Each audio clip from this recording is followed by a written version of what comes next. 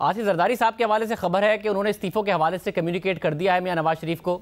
धरने का आप कह रहे हैं, मगर पीपल्स पार्टी में कायरा साहब हमारे शो में कह चुके हैं कि अगर पीपल्स पार्टी इमरान खान के और ताहिरुल कादरी के धरने के खिलाफ थी तो हमें इस धरने के हवाले से भी सोचना पड़ेगा। इस हवाले से भी उन्होंने पोजीशन वाज़े कर दी। तो आप ये कह रहे हैं कि जिद्दोजहद जारी रहेगी, तो यानी 2023 तक जारी रहेगी, फिर आप लोग लॉन्ग मार्च करते रहेंगे, जलसे करते रहेंगे, धरना होगा नहीं, इस्तीफे आएंगे नहीं? देखें शाहजेब, जब से हमारी जद्दोजहद का पहला मरहला जारी हुआ है जलसों का, कहने को तो ये नाहल टोला ये कहता है कि जी हमें कोई फ़र्क नहीं पड़ता। आप मुझे बताएं कि जब से पीडीएम ने जलसे शुरू किए हैं, इन्होंने उन जलसों के ऊपर तबसरा करने, उन जलसों को रोकने, उनके ख़िलाफ़ प्रोपेगेंडा करने, उनके ख़िलाफ़ जो है वो उनको छोटा या बड़ा साबित करने के अलावा इन्होंने किया क्या है? कोई गवर्नेंस मुझे बताएं कि इस दौरान इन्होंने की हो।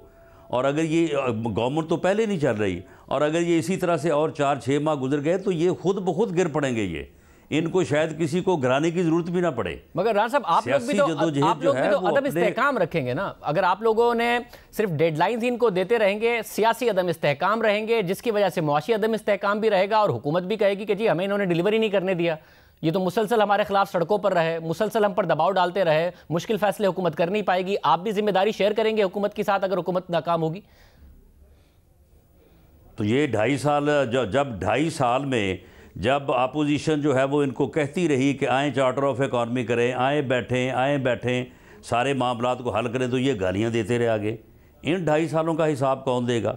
इनके इस गैर ज़िम्मेदाराना, इस तकब्बर और नफ़रत में गर्क रवैये की वजह से अपोजिशन जो है वो इस नतीजे पे पहुंची है कि इनसे कोई खैर की तवक्को नहीं है। ये मुल्क को बेहतरी की तरफ ले जाने की अहलियत और जो है वो सोच से आ रही हैं, लिहाजा इनके ख़िलाफ़ जो है वो जद्दोजहद की जाए। और अगर इस जद्दोजहद में कोई मरहला ऐसा आता है और आवाम जो है वो बाहर आ जाते हैं और पब्लिक एट लार्ज लेवल के ऊपर यह मूवमेंट जो है ये बाहर आ जाती है, तो ये तो 2-4 दिन की बात होगी। ये एक दिन में भी फैसला हो सकता है। मगर राना साहब, ऐसी स्मूथ जो है ना सेलिंग नहीं होती कि जी बस बिल्कुल सारा ठीक होगा, आएंगे रैली करेंगे चले जाएंगे, आएंगे जलसा करेंगे चले जाएंगे, ऐसे नहीं होता। मगर राना साहब, आज दुरानी साहब ने मुलाकात की और पीर पगारा साहब के कहने पर की या किसी और के कहने पर की? पीर पगारा का पैगाम लेके आए थे या किसी और का शहबाज शरीफ साहब के लिए पैगाम लेकर आए थे? पीर पगारा गरीब का क्या पैगाम हो सकता है? और पीर पगारा कितना सियासत में मुतहर्रक हैं जो उनका कोई पैगाम ये लेके आए होंगे? पैगाम ये किसी और का ही लेके आए होंगे। लेकिन मियाँ शहबाज शरीफ पीडीएम के फ़ैसलों से और पीएमएलएन के फ़ैसलों से और पीएमएलएन के कायद ने जो रास्ता मुतय्यन किया उससे पूरी तरह से मुतफिक हैं। और उन्होंने भी और हमजा शहबाज ने भी अपना इस्तीफ़ा जो है वो पार्टी को जमा करवा दिया है। तो अभी भी शहबाज शरीफ का ये पैगाम नहीं है कि मुफाहमत के ज़रिए कोशिश करें कि मामला हल हो जाए, मुफाहमत के साथ आगे बढ़ें, बजाय इसके कि इस्तीफ़ों का ऑप्शन पहले एक्सरसाइज कर लें, धरने का ऑप्शन पहले एक्सरसाइज कर लें, मुफाहमत के साथ आगे बढ़ें? क्या शहबाज शरीफ साहब का ये पैगाम नहीं है आप लोगों को?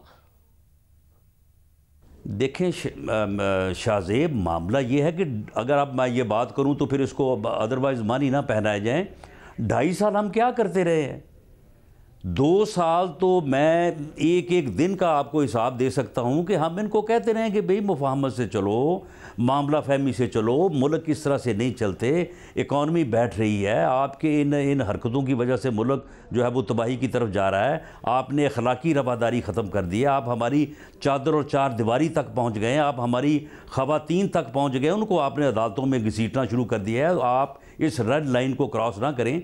लेकिन जब उनको मुफाहमत की समझ आती नहीं है और वो आगे से गालियाँ निकालते हैं, आगे से चोर और डाकू की गर्दान करते हैं, तो फिर आप मुझे बताएं कि उसके अलावा फिर मुफाहमत का कौन सा रास्ता रह जाता है जो मियाँ शहबाज शरीफ साहब कहेंगे और उसके ऊपर जो है वो सारे चल पड़ेंगे? उन्होंने कह के 2.5 साल में मैं समझता हूँ कि जितनी सज़ा उन्होंने पाई है, इससे और बड़ी सज़ा आपने उनको क्या देनी है?